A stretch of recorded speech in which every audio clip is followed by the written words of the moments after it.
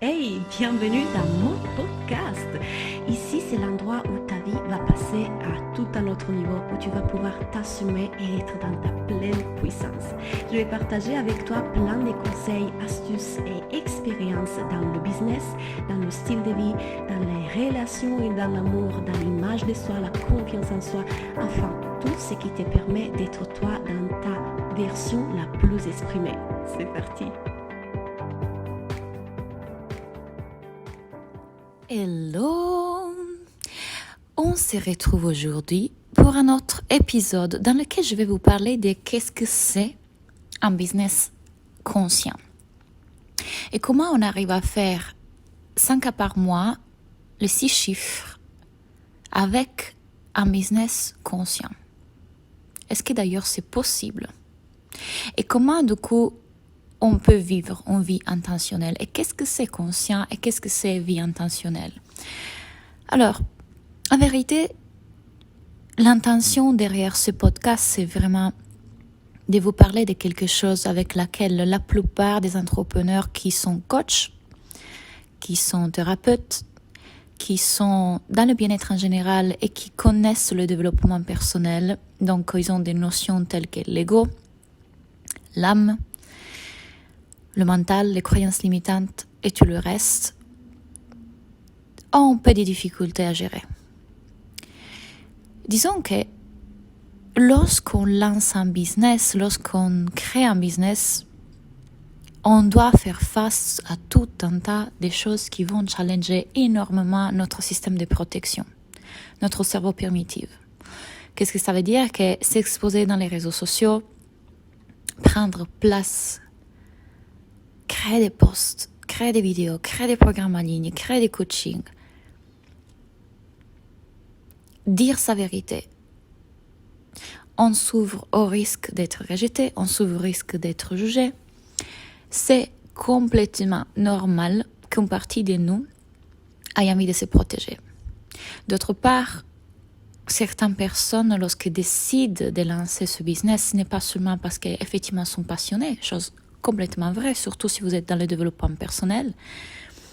Même si parfois il peut y avoir des personnes dans le développement personnel, dans le bien-être, qui décident de faire ce travail-là pour autre raison qu'une vraie raison de cœur. Mais la plupart du temps, j'ai eu affaire avec des personnes qui vraiment avaient envie de vivre de ce business parce que ça les tenait à cœur. Mais une partie de nous veut aussi la sécurité, n'est-ce pas? Et cette sécurité vient de l'argent, vient de l'approbation des autres, vient de la validation. Bien évidemment, on a la tendance à remettre la sécurité à l'extérieur de nous. Pourquoi? Parce qu'enfin, on remettait la sécurité sur nos parents. En oubliant que cette sécurité, nous sommes les seuls qu'on peut se la créer. La sécurité ne vient pas et ne réside pas dans l'argent, ne réside pas dans l'approbation des autres. La sécurité ne réside pas dans la quantité de clients ou de ventes. Cette sécurité est intérieure. On doit la trouver à l'intérieur de nous. Cette sensation, cette émotion de sécurité, elle ne vient que de nos pensées. Le problème, c'est quand on met cette sécurité à l'extérieur de nous. Donc, c'est normal que quand notre cerveau primitif, il a peur de cette façon-là, et il aura peur plein de fois au début, quand vous aurez beaucoup d'argent, quand vous aurez beaucoup de clients, peu importe, il sera toujours là. Impossible de l'éliminer. Le fait est que quand on ne le voit pas et on n'est pas conscient, on fait diriger toutes nos actions et tous nos propos par cette partie de nous primitive. Et j'ai envie de dire, parfois, même en essayant d'être conscient, il y aura quand même une partie inconsciente de nous qui va agir dans les arrière-scènes de façon que nous, on ne le verra pas, à nous protéger. D'un côté, notre rôle est celui justement de les ramener en conscience, mais pas parce que autrement on est terrible, on n'est pas assez,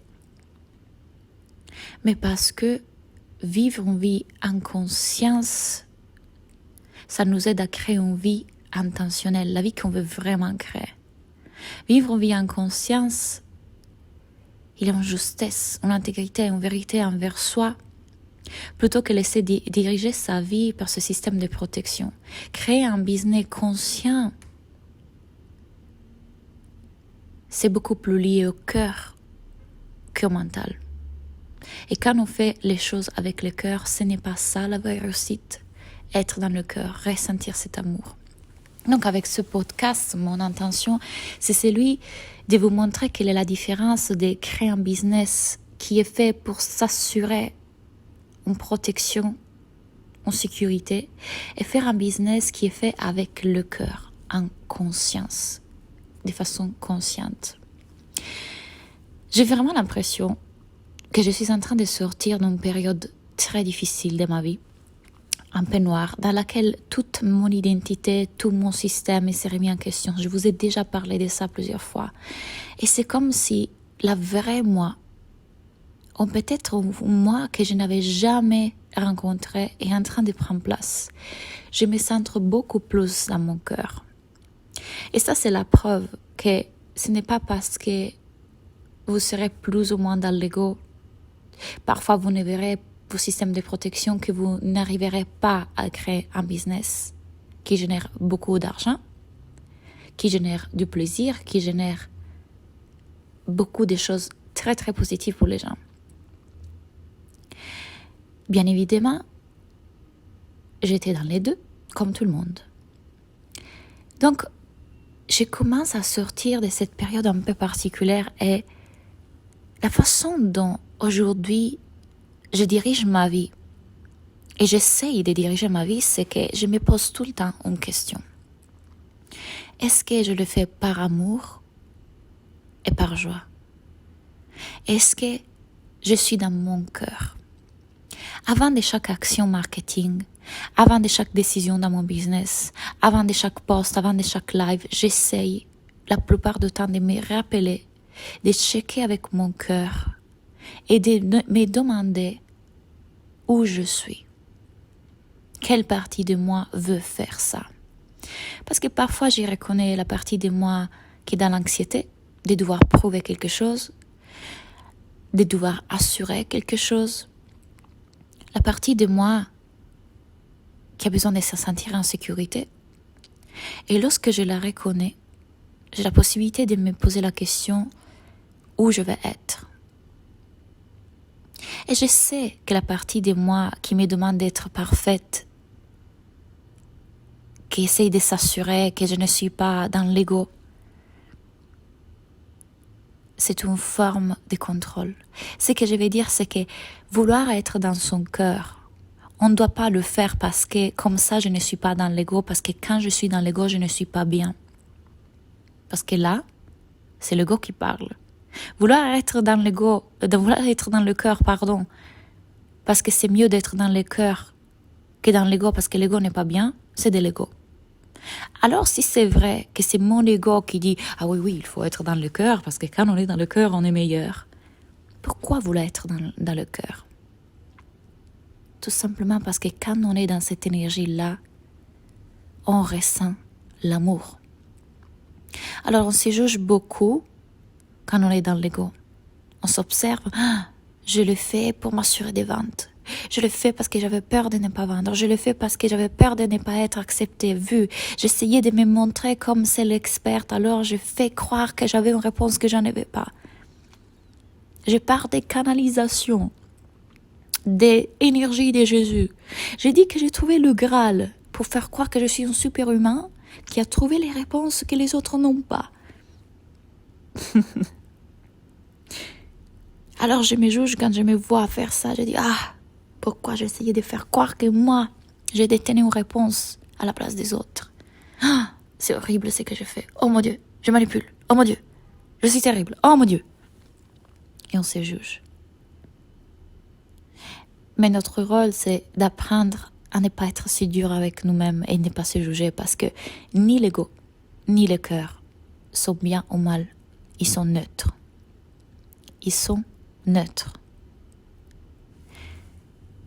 Alors on rentre dans l'anxiété parce qu'on est dans l'ego et parce qu'on a peur d'être dans l'ego. Ok, Claudia a dit qu'il faut être dans le cœur. Ok, oh mon Dieu, j'ai l'anxiété parce que je dois contrôler absolument d'être dans le cœur tout le temps. Je dois m'assurer que je ne rentre pas dans l'ego.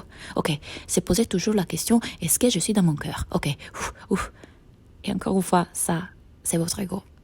Votre cerveau primitif qui veut vous protéger d'un possible danger. Parce que si je suis dans mon ego, je vais être moins aimé. Je vais être rejeté, je vais être jugé. Mais surtout, moi, je me juge. Moi, je me juge pour avoir été dans l'ego. Parce que c'est moins noble d'être dans son ego que dans son cœur. Mais vouloir être dans son cœur pour une question d'ego, ce n'est pas de l'ego.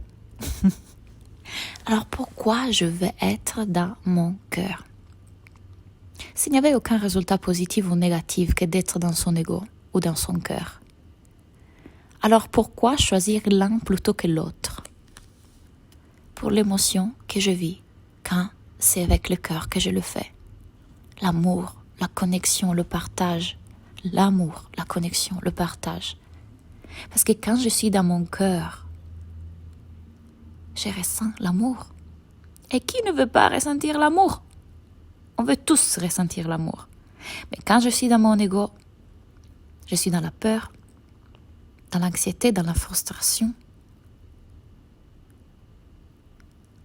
Le fait, c'est que on n'est pas meilleur quand on est dans notre cœur, plus valable,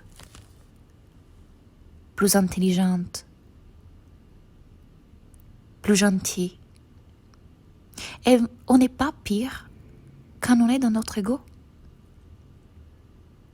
Je suis dans mon ego, neutre. Observation, neutre. J'ai été dans mon ego quand je fais ça. Observation, neutre. Mon humain, ma partie animale, mon cerveau primitif était aux commandes. Je ne l'ai pas vu. Je n'étais pas consciente. Et ce qui est drôle, c'est qu'on choisit. Même si en vrai on ne choisit pas. Car on est inconscient d'être dans l'ego. Mais parfois, on se laisse être dans l'ego. On se laisse être dans cette émotion. Parce qu'on veut se protéger. On vit des émotions négatives par peur de vivre des émotions négatives. C'est un peu comme quand on agresse pour se défendre. C'est pour se protéger. On laisse que notre ego soit aux commandes parce qu'on croit que comme ça on s'assure une émotion positive, de la protection. Mais ce n'est pas vrai. On est tout simplement en train d'anticiper une émotion négative. Je vis une émotion négative par peur de vivre une émotion négative. C'est comme quand les personnes me disent « je ne passe pas à l'action, je ne mets pas en place ça, je n'y vais pas au 100% parce que si après je joue, je vais être déçue. Alors je joue à moitié, au moins je ne serai pas totalement déçue. » Donc on anticipe, on vit dans quelque chose qui est déjà négatif pour peur de vivre quelque chose de négatif. Et parfois on le fait exprès. Parce qu'on croit de se protéger. Parfois, on choisit de ne pas être dans notre cœur. Mais en même temps, on ne le choisit pas vraiment. Parce que ce n'est pas la partie plus évoluée de nous qui le choisit. C'est toujours notre cerveau primitif. C'est toujours notre cerveau primitif. Et parfois, on le laisse aux commandes. Parce que si on avait la force d'être dans notre cœur, et quand je dis force, c'est parce que, quelque part, laisser les rênes à notre cœur plutôt qu'à notre ego qui veut nous protéger, notre cerveau primitif qui veut nous protéger, ça peut faire peur. Mais en même temps, c'est l'émotion qu'on ressentirait, ça serait l'amour dans ce cas-là. Alors, ni l'ego ni les cœurs sont bien ou mal. C'est sûr qu'être dans notre cœur nous fait sentir mieux. Alors à chaque fois que je me descendre de mon cœur, c'est neutre. Vous n'avez pas à vous juger, car vous le ferez encore et encore et encore. Vous n'avez pas à contrôler, à essayer d'être au centre tout le temps. Ah, il faut que je sois dans mon cœur. Ok, il faut être vigilant que je sois dans mon cœur tout le temps. C'est impossible car on est humain. On ne peut pas rester au centre tout le temps. C'est le but de l'expérience humaine. C'est le but d'être ici sur Terre. Le but n'est pas de se maintenir au centre, car ça c'est une volonté de contrôle de l'ego. Le but est d'être cet observateur bénévole et dans le cœur qui se voit aller du centre au périmètre, à la périphérie, dehors. Et de dehors, il se remet au centre à nouveau, comme une danse. Mais ni au centre ni dehors est mieux, ni l'un ni l'autre. Quand je suis au centre, je ne suis pas meilleure que quand je suis dehors. Et quand je suis dehors, je ne suis pas mauvaise, mal, méchante et pas assez. Je suis. La seule personne qui souffre, c'est nous, parce que c'est seulement nous qu'on se juge pour ne pas être au centre tout le temps. C'est moi qui porte un jugement sur ce mouvement perpétuel, en me jugeant de ne pas avoir été capable de rester au centre. Mais alors, en tant qu'observateur neutre de ce mouvement, je peux être dans mon cœur en observant. Je peux rester dans mon cœur quand j'observe ce mouvement et cette danse d'aller-retour, avec bienveillance et avec amour plutôt que jugement. Donc, le but, c'est vraiment d'apprendre à revenir au centre le plus vite possible. Parce qu'au centre, on se sent mieux, tout simplement. Pas parce qu'on est meilleur. Et comment revenir au centre alors? Être l'observateur neutre et bienveillant. C'est ça le vrai centre. Quand on est l'observateur neutre et bienveillant, on est déjà en train de se remettre au centre. 1. Pardonner ces parties de moi qui se jugent. Pas la partie de nous qui était sortie du centre. Pas la partie de nous qui était dans l'ego, qui essayait de vendre pour avoir l'argent, qui essayait de se protéger d'un jugement, qui essayait de s'assurer d'être vu, aimé. Non, pas celle-là. C'est ok d'être ça. C'est celle qui se juge qu'on doit pardonner. Parce qu'elle ne savait pas mieux faire à ce moment. Cette partie de nous ne savait pas mieux faire ce moment. Pourquoi la juger? Pardonner celle qui la juge plutôt. Reconnaître que je pouvais agir avec plus de cœur, c'est vrai. Et je me serais sentie plus alignée, plus vraie et mieux. La seule chose que j'ai loupé, une possibilité de ressentir l'amour, la connexion, plutôt que la peur, la souffrance, l'anxiété de m'assurer d'être vue, d'être aimée, d'être validée, d'être en sécurité. C'est à moi que je fais un tort. Alors je me pardonne. Je me pardonne d'avoir loupé la possibilité d'être dans mon cœur, d'être dans une énergie d'amour. Mais c'est ok si parfois je ne suis pas capable d'être là. Je pardonne la partie de moi qui me juge. 2. Et ça c'est une chose que j'adore et j'adore la faire tous les matins. Je laisse que Dieu rentre dans la fissure, dans la brèche, dans la blessure de l'ego. Alors Dieu, la lumière, l'univers, vous pouvez utiliser ce que vous voulez. Moi, j'adore penser à cette lumière qui s'infiltre là où mon ego a créé une petite fissure. Et j'aime penser beaucoup à l'énergie de Jésus. Depuis très petite, je connecte beaucoup avec l'énergie de Jésus parce que ça me reconnaît tout de suite à cet amour dont je parle, ce service, ce don, ce cœur. Alors je laisse que la lumière, que Dieu, que Jésus rentre à m'aider à me pardonner, à pardonner cette partie de moi qui se juge, à apaiser. Mais pas pour être meilleur. Je ne fais pas ça pour me sentir meilleur, pour être meilleur. Et quand je vois que mon mental il se dit, ah voilà, maintenant je me remets dans mon cœur, comme ça je suis meilleure, meilleure version de moi. Maintenant j'invite Dieu à venir, à mettre de la lumière sur moi, parce que comme ça, je vais être meilleure de qui je suis en ce moment. Non. Parce que même dans mon ego, c'est ok. Je suis bien. Je suis amour. Je suis digne. Je suis un être humain. On est tous dignes, même dans l'ego. Et c'est difficile à l'intégrer. C'est difficile à l'intégrer parce que l'ego parfois nous fait agir d'une façon pas tout à fait correcte. Mais encore, pas tout à fait correcte selon qui. Bien sûr, quand on manque de respect à quelqu'un, quand on fait des choses qui ne sont pas respectueuses socialement, du bon sens envers les autres, on peut juger ça effectivement. Je vais dire voler, agresser. On est d'accord que dans un sens commun, ce n'est pas bien. Mais c'est l'ego qui nous fait agir. C'est de ne pas être conscient qui nous fait agir. Oui, c'est pas forcément bien.